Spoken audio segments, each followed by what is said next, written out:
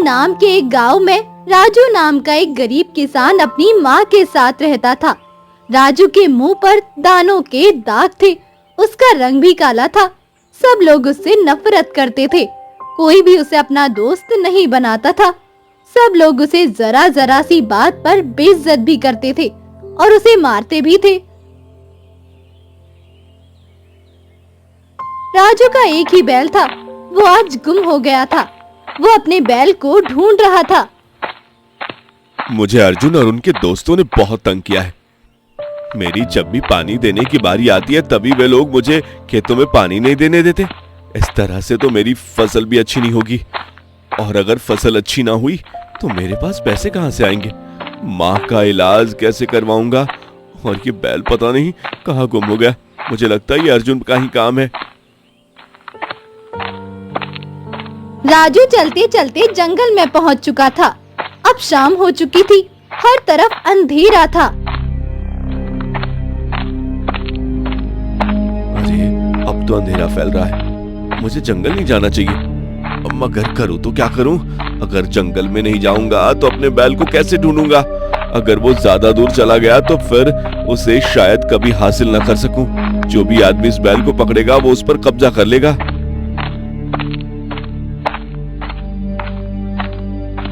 राजू चलते चलते बहुत दूर निकलकर आ गया था। अब वो रो रहा था।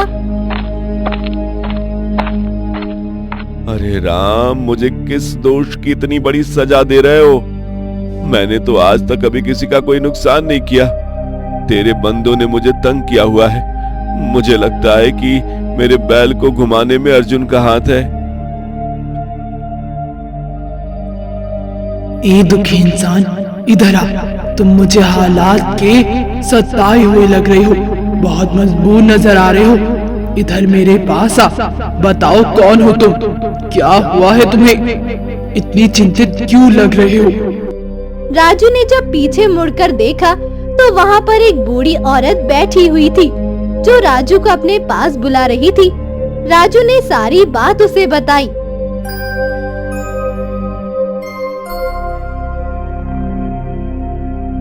तुम तो बहुत ही दुखी इंसान हो, तुम्हारी मदद करनी चाहिए बेटा। देखो, मैंने एक बैल देखा था जो मैंने इस दरख्त के साथ बांध दिया। मुझे लगता है कि वो तुम्हारा ही बैल है। बुढ़िया का ये कहना ही था कि तुरंत वो बैल के पास गया और खुशी से चिल्लाया, बहुत धन्यवाद आपका, ये बैल तो मेरा ही है। तुमने बहुत अच्छा किया कि इसको बांध दिया। मैं तुम्हारा ये एहसान कभी नहीं भूलूंगा। तुम मुझे एक अच्छे इंसान लगते हो। मैं इससे ज्यादा भी तुम्हारी मदद करना चाहती हूँ। बताओ बूढ़ी माँ, किस तरह से मदद कर सकता हूँ? तुम तो खुद की हालत की सताई हुई लग रही हो। इस जंगल में अकेली रह रही हो। तुम्हें मेरी कैसी मदद चाहिए, बताओ। मेरे पास एक गुड़िया है। गुड़िया, ये बहुत काम की चीज है। ये अब मेरे किसी काम की नहीं है क्योंकि मैं अब बुढ़ी हो चुकी हूँ। मगर ये गुड़िया तुम्हारे काम आ सकती है बेटा, और तुम्हारी मदद भी कर सकती है। ये तुम कैसी बात कर रही हो? ये गुड़िया मेरे कैसे काम आ सकती है? और ये कैसे मेरी मदद कर सकती है? ये तो एक बेजान गुड़िया है। तुम इसे अपने घर लेकर जाओ, तब तुम्हें पता चलेगा कि ये तुम्हारे किस तरीके से काम आ सकती है। तुम्हारे जितने भी दुश्मन हैं, जब तुम इस गुड़िया के सामने अपने दुश्मनों का नाम लोगे तो ये तुम्हारे दुश्मनों का अंत कर देगी। तुम इससे जो चीज मांगोगे ये तुम्हें दे देगी। बुढ़िया ने वो छोटी सी गुड़िया राजू के हाथ में दे दी थी। अरे ये छोटी सी गुड़िया तो बहुत भारी है। इसको उठाना तो मुझे मुश्किल लग रहा है। और इसकी शक्ल कितनी डरावनी है। मुझे अजीब सा एहसास हो रहा है। मैं इस गुड़िया को यहीं पे फेंक दूं? राजू ये सोच ही रहा था जब इस बूढ़ी की बात सुनकर वो हैरान परेशान रह गया था। ये गुड़िया मैंने तुम्हें उपहार में दी है। अब तुम इसे कहीं फेंक नहीं सकते और ना ही इसे कभी खुद से दूर करने के बारे में सोचना। जितना तुम इसे दूर करने की कोशिश करोगे, ये उतना ही तुम्हारे करीब आएगी। तुम्हें इससे खतरा नहीं है, ये तुम्हारी मदद ही करेगी, तुम्हारे दुश्मनों से बदला लेगी। राजू को बुढ़िया की बातें बहुत अजीब लग रही थी। उसे मन ही मन में डर भी था, लेकिन फिर भी वो एक हाथ में गुड़िया और दूसरे हाथ में बैल की रस्सी पकड़कर अपने घर वापस आ गया था। पता नहीं माँ भी ठीक होगी या नहीं, उन्हें किसी ने खाना दिया होगा कि नहीं। माँ से उन्हें खाना तो दे देती हैं, पर आज मैंने उन्हें बताया नहीं कि मैं बैल ढूंढने जा रहा हूँ। मुझे देरी हो जाएगी। माँ अगर समय पर दवाई न खाए तो उसकी तबीयत खराब हो जाती है। मुझे तुरंत अपने घर पहुंचना चाहिए। राजू तेज तेज कदम उठाते हुए अपने घर जा रहा था। बैल को उसके कमरे में बांध कर जब वो अपने कमरे में गया तो माँ की आवाज सुनकर वो गुड़िया को अपने बिस्तर पर रखकर माँ के कमरे में आ गया। भगवान की कृपा से तुम बिल्कुल ठीक घर वापस आ गए हो। मुझे बहुत चिंता हो रही थी तुम्हारी राजू। जब मुझे पता चला कि तुम अपने बैल को ढूंढने के लिए जंगल में गए हो, तुम मत पूछो, मैं तब से रो रो कर तुम्हारे पास आने के लिए भगवान से प्रार्थना कर रही हूँ। अरे माँ, तुम छोटी छोटी बातों पर इतनी चिंता क्यों करती हो? मैं मानता हूँ कि जंगल में भूत प्रेत हैं, लेकिन उन्होंने आज तक कभी किसी को कोई नुकसान नहीं पहुँचाया। और देखो, मैं भी तो तुम्हारे सामने बिल्कुल ठीक हालात में हूँ। राजू बेटा, आज मुझे ज्यादा चिंता इस कारण हो रही थी क्योंकि आज अमावस्या की रात है और ये रात साल में सिर्फ एक ही बार आती है। जब भी कोई इंसान इस रात में जंगल में या किसी सुनसान जगह पर जाता है तो वो भूत प्रेत तंग करते हैं, क्योंकि इस रात शाम होते ही भूत प्रेत धरती पर उतर आते हैं। माँ की बातें सुनकर राजू जोर से हंस पड़ा था। ये सब किताबों की बातें हैं, तुम भी इन बातों पर विश्वास मत किया करो। अच्छा माँ, मैं कुछ खाने का इंतजाम करता हूँ, तुम्हें भूख लग रही होगी, तुम्हें दवाई भी खानी है। राजू जब किचन में आया तो तब ये देखकर वो हैरान रह गया, क्योंकि सामने किचन में बिरयानी की 2 प्लेटें पड़ी हुई थी। अरे, मेरा तो बिरयानी खाने का दिल कर रहा था और मैं मन ही मन ये सोच रहा था कि घर जाकर किसी तरीके से बिरयानी बनाने का इंतजाम करूं। तो ये बिरयानी कैसे आई? हो सकता है मोहल्ले से कोई आदमी ये बिरयानी यहाँ रख कर गया हो। जब राजू वो बिरयानी अपनी माँ के पास लाया तो वो भी हैरान रह गई। अरे राजू, इतने कम समय में तुमने बिरयानी कैसे तैयार कर ली बेटा? क्या ये बाहर से लेकर आए हो? अरे माँ, मैं भी इस बिरयानी के बारे में कुछ नहीं जानता। आज तो बहुत अजीब हो रहा है। चलो, मुझे क्या, मुझे तो इतनी गर्मा गर्म मजेदार बिरयानी खाने को मिल रही है, मुझे ज्यादा कुछ भी सोचने की जरूरत नहीं। अगले दिन राजू जब अपना बैल लेकर खेतों में आया तो तब उसका अर्जुन के साथ छोटी सी बात पर झगड़ा हो गया था। अर्जुन ने तो मुझे बहुत तंग कर रखा है। आज उसने मुझे इतना मारा, मेरे बाजू भी दर्द कर रहे हैं और मेरी टांगे भी। काश अर्जुन के साथ भी ऐसा ही हो जैसा वो मेरे साथ करता है। अपने जख्मों पर दवा लगाकर राजू सो गया था। जब आधी रात को किसी के चिल्लाने की आवाज सुनकर राजू की आंख खुल गई। अरे, ये कौन है जो इस कदर चिल्ला रहा है? मुझे बाहर निकाल कर देखना चाहिए। जब राजू घर से बाहर निकलकर आया तो उसने गांव के लोगों को एक तरफ भागते हुए देखा। राजू भी उन लोगों के साथ भागने लगा था। ये आवाजें कैसी हैं? और सब लोग कहाँ जा रहे हैं? अरे, ये आवाजें ना अर्जुन की है, अर्जुन की। पर शायद उस पर चोरों ने हमला किया है। वो जब लोग अर्जुन के घर पहुँचे तो अर्जुन बुराई से चिल्ला रहा था। वह मुझे मार रहा है, वो मुझे मार देगा। उसने मेरी टांग तोड़ दी, मेरे बाजू तोड़ दिए। देखो, मैं अपनी जगह से हिल नहीं पा रहा। पास ही अर्जुन की पत्नी राधा खड़ी थी जो रो रही थी। यहाँ पर कोई भी नहीं है। आप इतनी अजीब अजीब बातें क्यों कर रही हैं? मैं इतनी देर से आपके साथ हूँ, मुझे तो यहाँ पर कोई भी व्यक्ति नजर नहीं आ रहा जो आप पर हाथ उठा रहा हो। तो आप इस कदर क्यों चिल्ला रहे हैं? आपको इतना दर्द क्यों हो रहा है? हाँ? किसी को कुछ समझ नहीं आ रहा था कि अर्जुन को क्या हुआ है। इसी वक्त गांव के हकीम को घर में बुलाया गया, क्योंकि अर्जुन बार बार अपने बाजू और टांगे टूटने की शिकायत कर रहा था। उसके सच और झूठ के बारे में तो हकीम ही बता सकता था। यह बिल्कुल सही कह रहा है। इसकी टांगे टूट चुकी हैं और उसके बाजू भी। इस अस्पताल में लेकर जाना होगा। अरे वाह, ये तो बहुत बहुत अच्छा हुआ। इसका मतलब है कि ये बुढ़िया की बात बिल्कुल सही थी। ये गुड़िया मेरी अपने दुश्मनों से जान छुड़ा देगी। अब अर्जुन के साथ जो हुआ बिल्कुल सही है। अब मैं एक एक करके अपने सारे दुश्मनों से इंतकाम लूंगा। मेरी प्यारी गुड़िया, मुझे सुनील से भी बदला लेना है। उसने भी मेरे खेतों में अपने जानवर छोड़ दिए थे। मैं चाहता हूं कि उसके खेतों का भी नुकसान हो और उसके सारे जानवर भी मर जाएं, क्योंकि वो अपने सेहतमंद जानवरों की वजह से बहुत गर्व करता है। गांव वालों ने अगले दिन सुनील को रोते हुए देखा था। पता नहीं कैसे रात होते ही मेरे जानवर बुरी तरह चिल्लाने लग गए। मैं जैसे उनके बारे में पहुंचा तो सारे जानवर मर चुके थे और मेरे खेत में भी ना जाने किसने अपने जानवर छोड़ दिए। मेरी सारी फसलें बर्बाद हो गई। मैं खुद भी बर्बाद हो गया हूँ। अब मैं क्या करूँ? बहुत अच्छा लग रहा है मुझे सुनील को रोते हुए देखकर।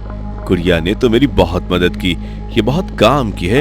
इस बुढ़िया ने मुझे कहा था कि मुझे जो चाहिए, जिस चीज की इच्छा होगी, मैं इस गुड़िया से कहूँ तो पूरा हो जाएगा। राजू फिर से गुड़िया के पास आया। गुड़िया, मैं चाहता हूँ मैं गांव का सबसे ताकतवर आदमी बन जाऊं, क्योंकि गांव वाले छोटी छोटी बात पर मुझे मारते हैं, मुझे गालियां देते हैं। मैं शक्तिशाली बनना चाहता हूँ। मैं चाहता हूँ कि मेरे पास बहुत ज्यादा पैसा आ जाए। क्या तुम मेरी ये इच्छा पूरी कर सकती हो? राजू का ये कहना ही था कि उसके सामने एक किताब आ गई। अरे, ये किताब अचानक से यहाँ कैसे आ गई? इससे पहले तो मैंने ये किताब देखा ही नहीं। खोल कर देखता हूँ इस किताब में क्या है। राजू ने किताब को खोलकर देखा तो वो एक जादुई किताब थी। यह तो जादू की किताब है। इसमें मंत्र लिखे हुए हैं और ये सबसे पहला मंत्र तो शक्तिशाली और दौलतमंद बनने का है। इसका मतलब ये है कि यह जो भी अमल है, इसको करके मैं शक्तिशाली भी बन सकता हूँ और दौलतमंद भी। इसके लिए मुझे शमशान घाट में बैठकर एक चला काटना होगा। वो पूरी रात राजू ने सोचते हुए गुजारी कि वो क्या करे। क्या इसे ये चला काटना चाहिए या इस ख्वाहिश को दिल में ही खत्म कर देना चाहिए? मैं अपनी यह इच्छा जरूर पूरी करूंगा। माँ को खाना देकर उन्हें सुलाकर मैं रात को घर से बाहर चला जाऊंगा, तो माँ को भी कुछ पता नहीं चलेगा।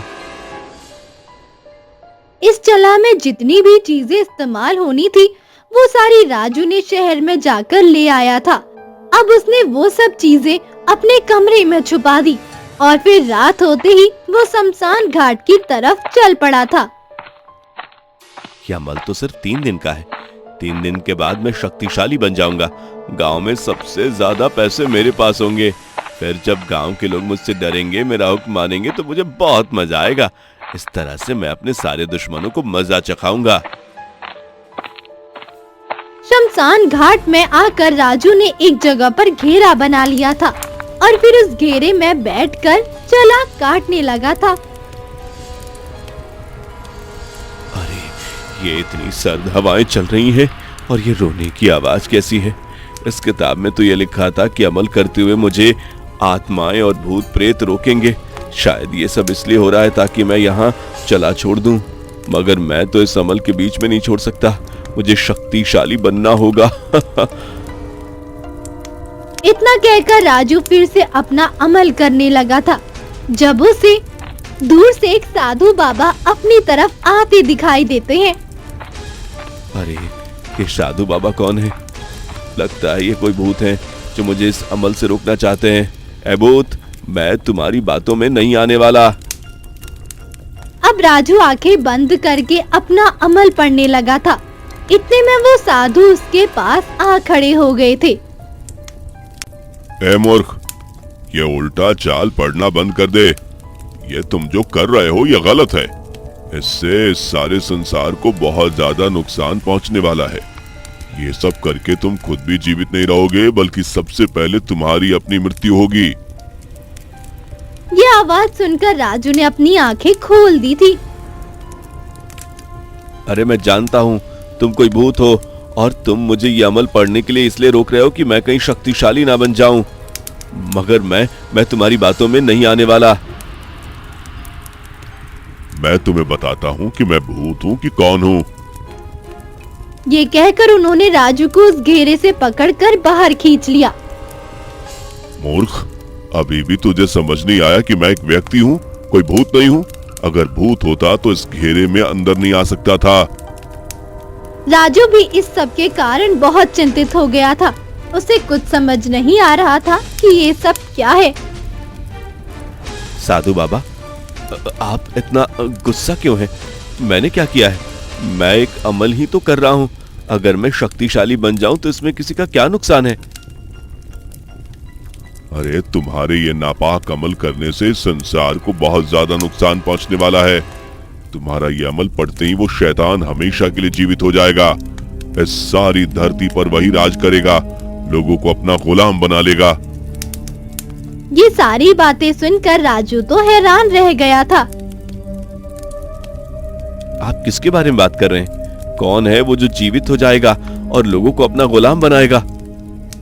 पहले तुम मुझे बताओ कि यह अमल तुम तक कैसे पहुंचा। अब राजू ने सारी बात साधु बाबा को बताई कि किस तरह से वो बुढ़िया उससे मिली और फिर कैसे ये किताब राजू तक पहुंची। ये सब एक शैतानी खेल था। तुम एक शैतानी खेल का हिस्सा बनाया गया, तुम्हें बेवकूफ बनाया गया और तुम्हें ये सब पता भी नहीं चला। मुझे किसने बेवकूफ बनाया और क्यों? इसमें किसी का क्या फायदा? बल्कि अब तो मेरा ही फायदा हुआ है। मेरी सारी इच्छाएं पूरी हुई हैं, मेरे दुश्मनों को नुकसान पहुंचा है।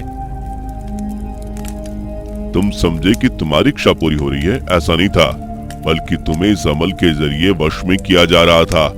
अगर तुम ये अमल कर लेते तो तुम पूरी तरह से उनके वश में चले जाते और फिर वो तुम्हारे शरीर पर कब्जा कर लेता और इस तरह से तुम्हें खत्म करके वो शरीर में प्रवेश करके राजू बन जाता और इस धरती पर वो राज करता।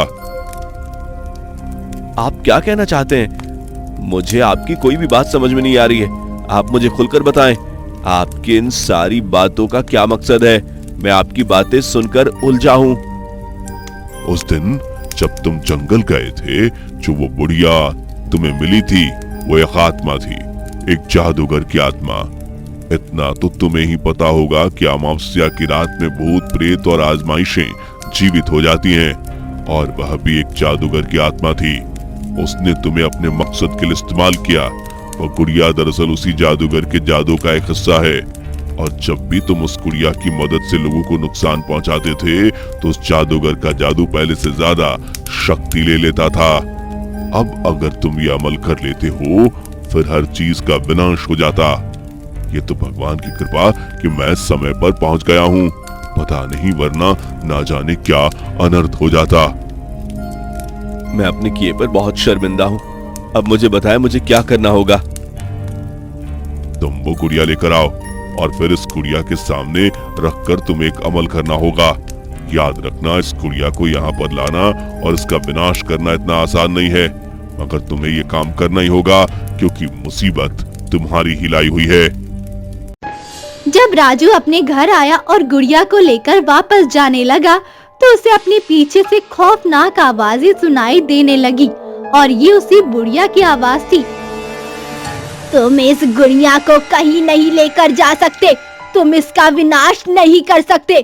मैं तुम्हारी माँ को मार दूंगी, मैं सब कुछ खत्म कर दूंगी। इस गुड़िया को मेरे हवाले कर दो। मैं जानता हूँ ये सब वह मुझे अपने मकसद से दूर करने के लिए कह रही है, मगर अब मैं इसकी बातों में नहीं आऊंगा। ये गुड़िया तो बहुत भारी है, इसको एक कदम चलना भी मेरे लिए मुश्किल है, मगर मुझे ये काम करना ही होगा। राजू फिर उस गुड़िया को बहुत मुश्किल से शमशान घाट में लेकर गया था, जहाँ पर वो जादू बाबा उसका इंतजार कर रहे थे। मुझे पूरा विश्वास था कि तुम गुड़िया लेकर आओगे, क्योंकि तुम मन के बुरे इंसान नहीं हो। सब लोगों ने तुम्हारे साथ बुरा सलूक किया, इसलिए तुम भी उनके साथ बुरी बुरी वार करने लग गए थे। मगर अब बस कर दो, मुझे विश्वास है उन लोगों को भी अपनी गलती का एहसास हो जाएगा। साधु बाबा ने राजू को एक दायरा बनाकर वहाँ पर बिठाया। वो गुड़िया भी दायरे में रख दी और उसके सामने एक जगह पर आग जला दी। अब ये मंत्र तुम मेरे पीछे पीछे पढ़ते रहो। ख्याल रखना ये गुड़िया इस दायरे से बाहर निकलने नहीं चाहिए। जब तक मेरे मंत्र खत्म नहीं हो जाते तब तक ये गुड़िया दायरे में रहेगी, और फिर जैसे ही मैं तुम्हें कहूँ गुड़िया को आगे फेंक दो, तुम भागते हो या ना, और इस गुड़िया को आग में फेंक देना। जब साधु बाबा मंत्र पढ़ रहे थे तो वो गुड़िया दायरे से निकलने की कोशिश कर रही थी और राजू ने बहुत मुश्किल से गुड़िया को पकड़ा हुआ था। तुम तुरंत इस गुड़िया को बाहर लेकर आओ और इस आग में फेंक दो। राजू ने तुरंत ही गुड़िया को आग में फेंक दिया। हर तरफ चीखें सुनाई देने लग गई और फिर गुड़िया जलकर राख हो गई। अब इस बुरी शक्ति का अंत हो गया। अब तुम मुझसे ये वादा करो कि आज के बाद तुम ऐसा कोई काम नहीं करोगे जिससे किसी को नुकसान पहुंचे। राजू ने साधु बाबा से वादा किया था कि अब वो दोबारा ऐसा कोई भी गलत काम नहीं करेगा। अब उसके साथ गांव वालों का रवैया भी बहुत बेहतर हो गया था, क्योंकि गांव में ये बात सबके मन में बैठ गई थी कि जो भी राजू के साथ बुरा करता है उसके साथ बुरा होता है। गांव के लोगों ने राजू से माफी मांगी, उसके साथ अपना रवैया अच्छा कर लिया और फिर राजू भी अपने परिवार के साथ अच्छे से रहने लगा। साधु बाबा ने राजू की मदद की थी, उससे कुछ खेत और बैल लेकर दिए और उसका अच्छे से गुजारा होने लगा था।